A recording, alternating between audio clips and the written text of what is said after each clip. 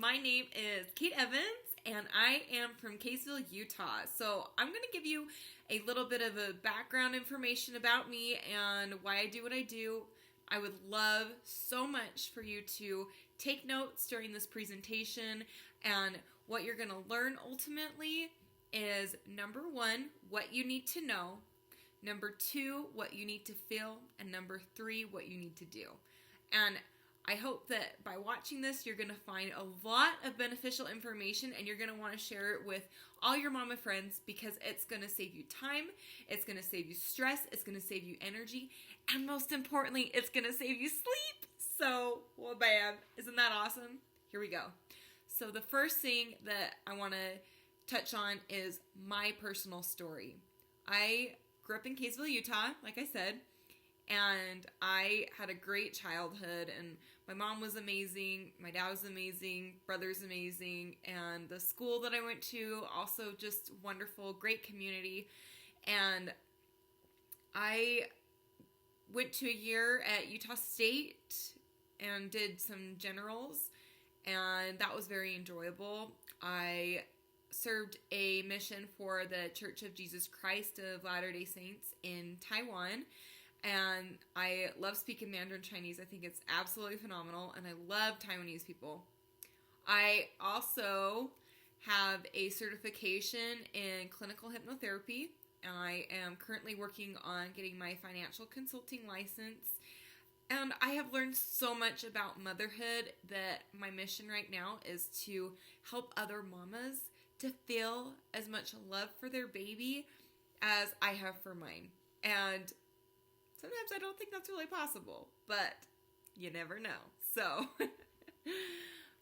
what happened was, my husband and we got married 2 years ago, and I personally wanted to have a child, like get pregnant about a year after marriage, and he wanted to wait like 3 months.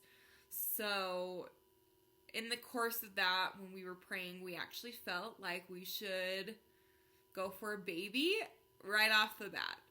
And I was very hesitant at first, but it ended up actually taking us 10 months to get pregnant, and what a blessing. And so our baby Dan was born on October 1st of 2019, and that created a whole whirlwind of experiences. So if you're anything like me, or your baby is anything like my baby Dan, life was very, very, very, very tough. Like, so tough. We weren't sleeping. I mean, that's probably not new to you if you're watching this. And I tell you what, I fed that baby 4 times a night, every night. And we were so tired. And it got to the point where I was starting to be really short with my husband. And I was like, okay, if this sleep deprivation is ruining our relationship, like, something's got to change. And so I started looking into alternative methods of what could possibly help my baby and me and my husband sleep. Who would have ever thought that that would have led me to the word potty? Like, what? So when I was 16 years old, I had a cousin of mine that my mom told me about, who she did early infant potty training with her children. And I thought that that was an amazing concept, and I wasn't sure quite what to think about it because I was 16 at the time, and, you know, we grew up in the United States where every baby wears diapers, or so you think. And so I started thinking back about anything that I had learned, any piece of advice that I'd been given throughout my life to help me during this time. And my cousin's name popped into my head. Her name's Charlotte. And so I contacted her. And she told me how to do early infant potty training. It changed our lives. So what I learned is that what goes in must come out. So as I was feeding baby every night for like 4 times a night, he would also have to go to the bathroom. And so I don't even want to tell you how many diapers I changed every night because it was not fun. We'll just say it that way. The number of diapers that I changed was not fun. So from there, I started doing infant potty training, and it was absolutely amazing. What I started to find out is that when my baby was supposedly colicky, and when he was screaming and crying, I started recognizing that it was after he had a wet diaper. And so I was like, well, baby doesn't like a wet diaper, so I'll just change his diaper. But my baby goes so often because I nursed him so much, and he was constantly crying from having a wet diaper. And I'm sure from other things too. I'm not saying that the only reason why he cried was because he had a wet diaper. He cried because he was tired, because he wasn't sleeping very good, because I was nursing him so much, because he was peeing all the time, and because he was pooping all the time. And so I was like, okay, well, that makes sense. So that's the background story.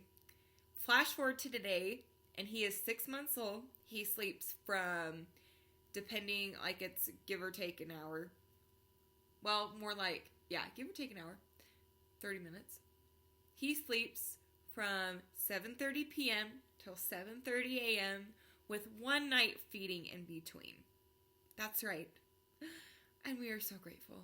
So he's been doing that since 3.5 months, which is also around the time that we started doing early infant potty training. Now, enough about that. Let me teach you how to do it. Here we go. So I have a list of things pulled up because I want to tell you all this information. I don't want to leave anything out. So here we go. Okay. You can do early potty training whenever you want. Okay? So if you feel like you have to do it full time, don't worry about that. If you're a working mama, you got to give yourself a break. So you can do it part-time. If you're at work and baby's at daycare, you don't have to expect the person at daycare to do this because it probably doesn't make sense to them.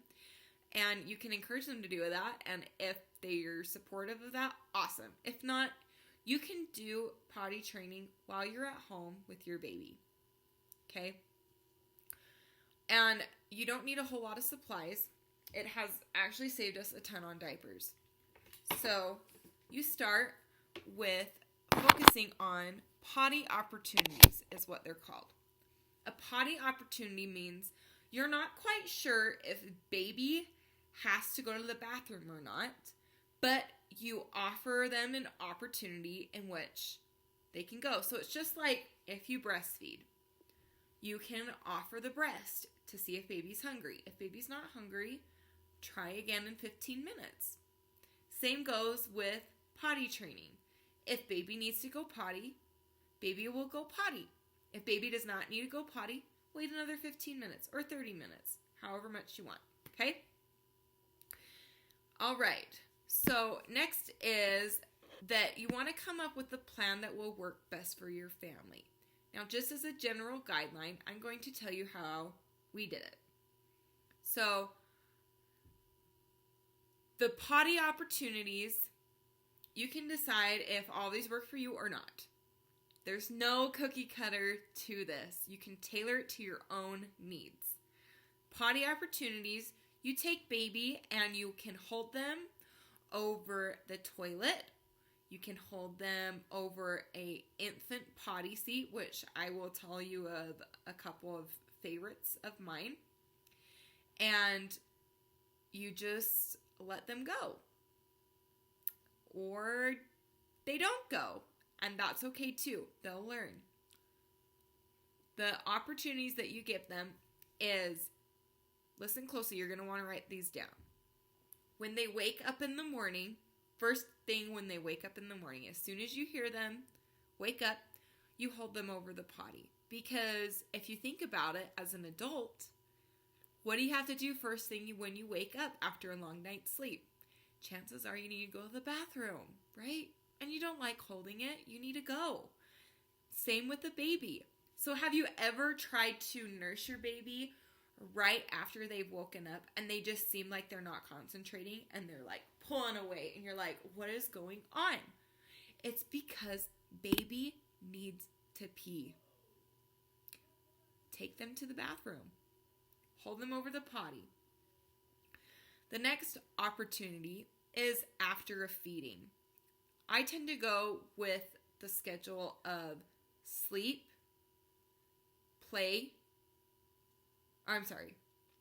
sleep, feed, play, sleep. Play. Wow. You know what? I'm just going to leave the bloopers in here because why the heck not? So I like to go off the schedule of eat, play, sleep.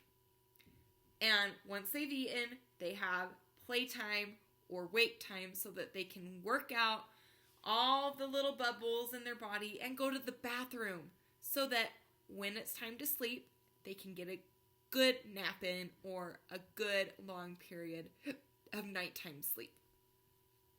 So the next opportunity is right after you nurse them, take them to the bathroom. And if they didn't go right when they woke up, this is the next opportunity. And then I like to take my little guy every 30 minutes during his wake time. Now this is just a starting point, and some babies go more often than others, and that's okay.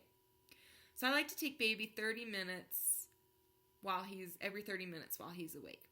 Now the next opportunity, and this is where colicky kind of came into play with my baby, is that I would think that he was tired. So I would put him to sleep because he was like wiggling and acting kind of fussy. And then he would cry and cry and cry because he had peed. And if you think about it, like, you get uncomfortable when you have to pee. And then if you're still not tired and you're put down for a nap, you would be kind of frustrated. I mean, think about it. So, take the baby to the potty right before they go to sleep. And then, again when they wake up, okay? So, to summarize that portion, also one more thing is take them to the potty before and after you go on outings. So, I've gotten to the point where if I'm going on a walk with my baby and I put him in the baby carrier, I know that if he has gone to the potty and I've visually seen it, I can put him in my baby wrap, take him out on a walk, and come back without him peeing. And then as soon as we come in the door, I hold him over the potty and then he'll pee again.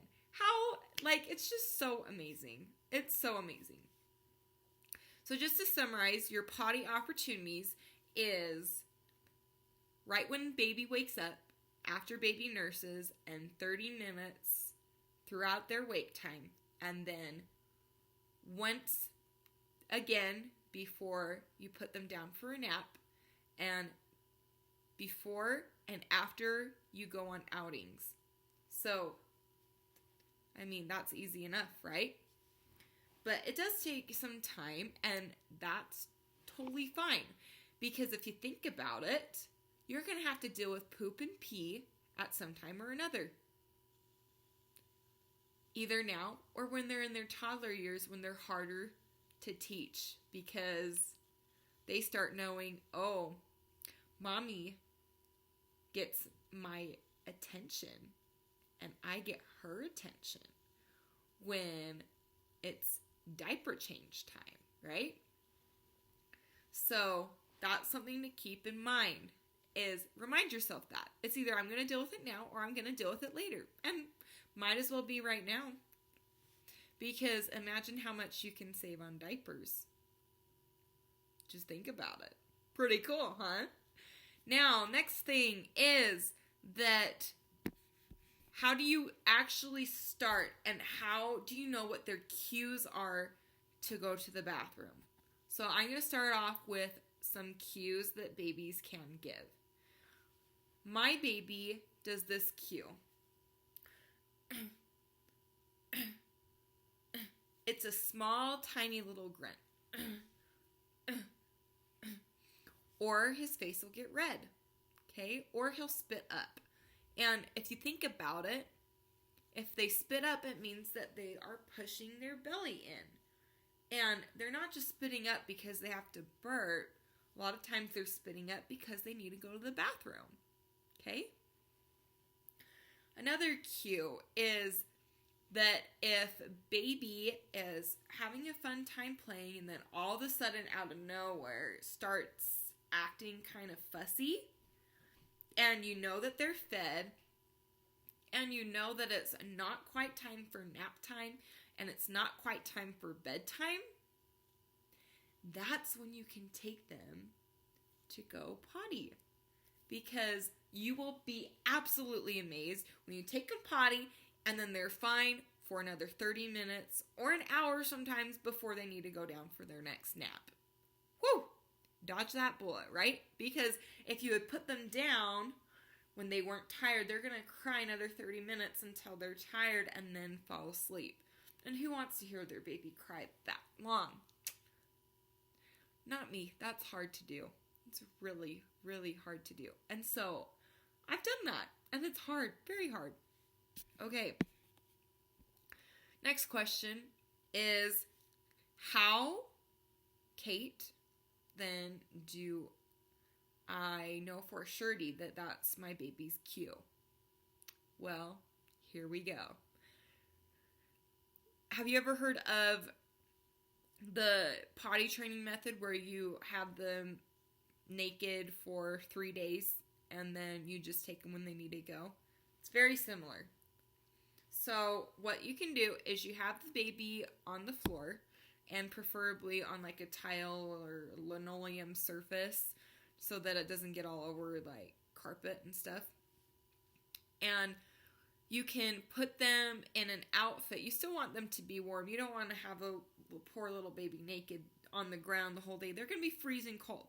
So you can put them in a t-shirt. You can put them actually, and I kind of really only recommend this before they can start rolling from back to front, because then it just gets really messy. You can still do it if they're at that age, but just know it's going to be a little bit more messier, and that's fine. You'd have to deal with it when they were toddlers anyways. So when they are in the mode of peeing, watch closely for what they did just right before then. So just be observant. And so you might notice that they go quiet all of a sudden. You might notice that they start to get a little bit of a red face. They might grunt. They might spit up. They might even like act all excited. Sometimes my little boy will go, oh, oh, oh. Like he's all excited. And then he works up such a sweat that all of a sudden he needs to go to the bathroom after he relaxes, okay?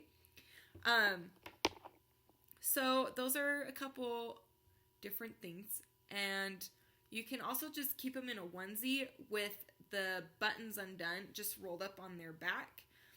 You can put them in some footy pajamas that have the buttons around the insides of their legs and have that part unbuttoned so that they're exposed. And nearby, I recommend having some supplies. So you can have a towel or multiple towels laid out in the area that they would pee if you don't want to just wipe it up off the ground. You can have a infant potty chair right nearby. Some people actually just use bowls, and some people actually just use like square buckets. You can stick the square bucket or the bowl in between your legs and hold baby over the potty. Now, let me, for example, I'm going to get this. Pretend this is baby, okay? And you want to hold baby in the potty hold. So you're going to hold them up against your chest, and you want to hold them kind of taut. If you hold them loose, they're going to be able to move their little heads around, okay? So you want to hold them taut, and you want to grab underneath their knees. Don't grab up by their feet, because then they won't be comfortable and they'll be going like that. Hold them right the base of their knees like this. And if you think about it, it helps baby kind of get in a squatting position, which helps their system release any pee or poo, and that is very, very beneficial for their digestive system. So you just hold them like this, and the bowl or the potty seat will be in between your legs. So that's an option. And some people might get concerned that when poop comes out, that it might get all over your outfit. But it actually doesn't, because when you have baby held like this, their bottom is turned this way. And I have never, well, except for once, because I didn't really do it correctly. But I've never, except for that one time, had baby poop on me when he was in this position. Pretty cool, right? So you can have those supplies by you. Now, if you start getting to the point where you're noticing what baby's cues are, you can take them to the bathroom, and like all you gotta do is you literally just pick them up. I like to hold them like this, okay? I like to hold them like this, and the teddy bear is a little bit larger, or I'm sorry, smaller than most babies. So I like to hold them like this. I will have my hand around their arm, and they'll be draped across my arm like this, and then you take your other hand and put them and hold it on your back. That way, if they end up going, you can move them around instead of having them right up against you. So once you get to the actual potty, you can just hold them over the potty while you squat. Now, here's a couple other options that you can take into consideration. So you can hold baby over the toilet like this as you squat. You can get a chair for yourself as you sit down and hold baby over the toilet. You can have a potty chair, an infant potty chair on the floor, and hold baby over the potty seat. Let me go get a potty seat real quick.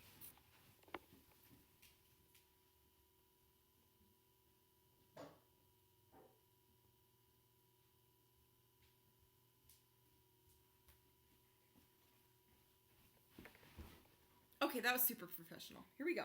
So here is a potty seat. And when you put baby on the potty seat, this is what I recommend doing.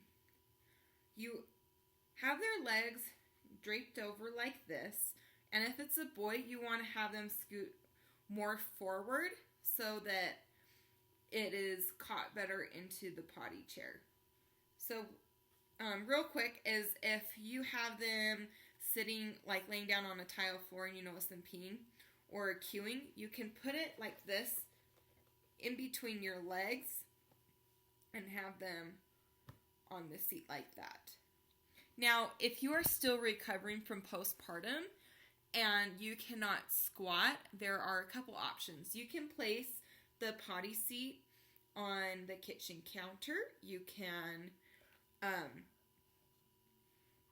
or not the kitchen counter, the bathroom counter. You can put it on the bathroom counter and place them right here. What's really nice about doing this in the bathroom is that you can have a mirror right there and be able to watch baby as baby goes. So when I first started, I like to hold baby like this as baby goes in the potty. And the reason for that is if there's a mirror right here, I can watch baby and make sure that baby has fully pooped. And I like to call it the 3 pass. So they will go poop once and then wait a little bit, and then they'll go again, and then wait a little bit, and they'll go again. And that can be within like a 5-minute time frame. Now, every baby is different, so you'll want to see what your baby does, and that's why it's important to actually watch and see in the mirror what's happening. Because if there's not a mirror right there, then this area is blocked. And because that area is blocked, you cannot see what's going on. So you might think baby is done and you take baby off and baby's not done. And you want to make sure that they're totally done. So I like to count in my mind from 40 seconds to 60 seconds. Once it hits 40 seconds, I know that if there hasn't been any action, that baby is done. So that's just a little recommendation. You'll find out exactly what the most appropriate time frame is for your little one. And another option, which I don't necessarily recommend this, but if you are healing from postpartum, you do not yet have a potty seat, but you want to do this right away, you can actually, because infant breastfed poop and pee is sterile, you can actually hold them over the sink. And that's actually really easy to do because you don't have to set anything up. It's literally just right there, and you just hold them over the sink. And I recommend taking some baby washcloths or an old t-shirt and laying that down in the sink if you don't want that going down the drain, because that's kind of gross. And then you can actually just rinse that out in the toilet. It sounds a little bit gross, but when you think about it, like, you're gonna have to be doing that when they're toddlers. So it's just a matter of when you want to deal with it. And toddler poop is, in my opinion, not that great. All right. Now, the next thing is, what do you do if you're postpartum, you're in a lot of pain, and you feel like it's not very successful for you trying to go to the bathroom all the time, because when they're first newborns, they go to the bathroom a lot. What do? Well, an option is that you can just wait. You don't have to do it right now. You can wait. So for me, my experience is that in the first week, I decided that I was going to do early potty training with my son. And it did not go very well. I had a really bad experience, and I learned kind of a couple tips and tricks from this, but he peed and pooped on me multiple times while we were nursing, and within 3 days, I was like, you know what, I'm done with this. I don't want to be doing laundry all day. I don't want to be cleaning pee and poo off the ground because I can't bend over. I can't squat. It's just not fun. And so I readdressed this at 3 months. And that's when I felt like I had healed more and that I was more capable of cleaning up messes. And so it's totally fine to do it. Babies are resilient and they can adjust. I will tell you that much, okay? All right, so now that you have baby exposed and they're laying on the ground and you can watch their cues and you can monitor exactly what's going on, I would suggest taking notes of the time that they peed, and then that you can see what period of time goes in between each time that they pee, okay?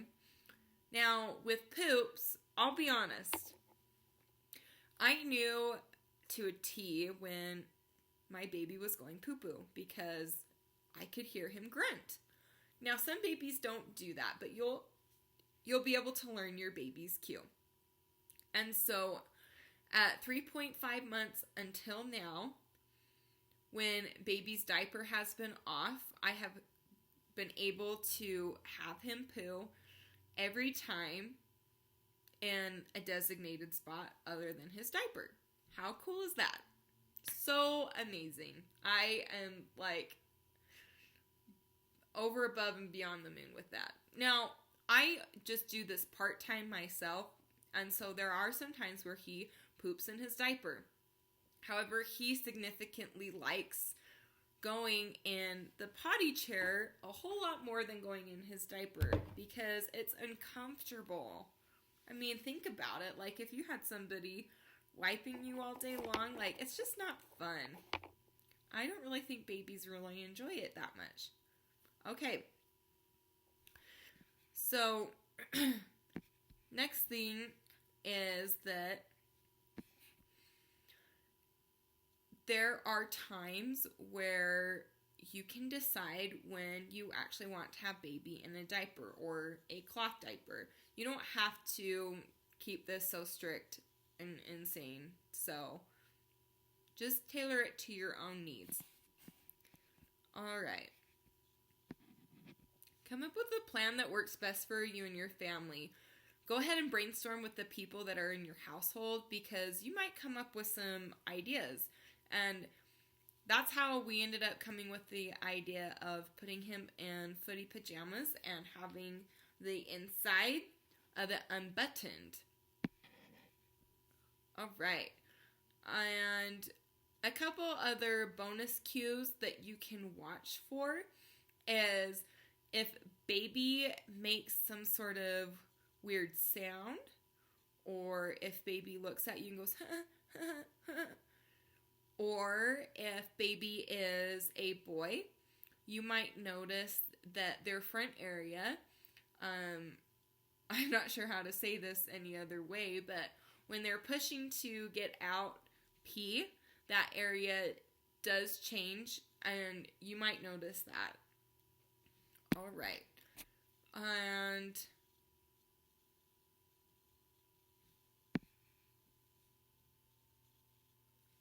some pros to doing early infant potty training is that the diaper rash may decrease. So I actually had a nurse recommend this to me to have baby diaper free. And by doing that, baby's diaper rash went really, it improved so much. It was absolutely amazing. Another pro to it is that you and baby can have an even greater bonding experience. And that is because as you are meeting their needs and communicating with baby, you'll start to notice, wow, baby wants to communicate with me. And if you think about it, baby communicates to you when they're sleepy by rubbing their eyes or yawning or getting red eyebrows or turning their face away and not making eye contact. And babies will tell you when they're hungry by making smacking noises or sucking on their fingers. Or they might cry, and if you've ever noticed an infant cry, a lot of times they'll make a neh, neh, neh sound. And I can share with you the link for that information about what types of sounds babies make for different needs. All right. And a couple other items is that it is so fun. It honestly is. And my little guy just, it's such a cute experience when we've chosen the method of having this on the kitchen counter so that I can watch him, and he automatically knows right now that once he sees that mirror that he can go. And so I know now that as soon as I take baby's diaper off, I can be at any place in the house and he will not go until he is in the bathroom. Isn't that amazing? How does a baby know that? I mean, I just think it's so cool. And you can start making sounds or sign language for baby to start connecting that is the task at hand. So different ways of doing that is every time baby goes pee, you can go psst. And the objective of that is that hopefully one day when baby can start making sounds themselves, is that they can start going psst if they need to go. How easy is that? You just hear a psst and then you take them to the bathroom. You can also teach them the sign language for potty, which is you take your thumb and you put it in between your index finger and your middle finger and you move it back and forth. And so the objective of that is also that after a lot of repetition, that baby will just start doing that on their own. How amazing. All right. And while practicing this, keep in mind that it is practicing. So be patient with yourself. Be patient with baby and have fun with it. Oh my gosh, have so much fun with it. Anyways, let me know what questions that you have. I can be contacted by setting up an appointment with me. You can text me at 801-822-9541. You can email me at katemindskills@gmail.com. And I am also available on Facebook Messenger, on my Facebook page. And I am just so grateful to share this information. It's been absolutely beneficial for us. We've saved half on diapers. Like, think about that. Like, that's really cool. And it's so much fun. Anyways, thank you so much for watching. I want you to think right now of, and they'll come straight to your mind. I want you to write down their names right now. Think of 3 mamas out there that you know are stressed. Write their names down. And send them over to me. Send them this video right now. Just do it. And they might like it. You might like it. You can start talking back and forth. And if you think about it, okay, this is the last note that I'm going to end on. Is, what did people do before diapers?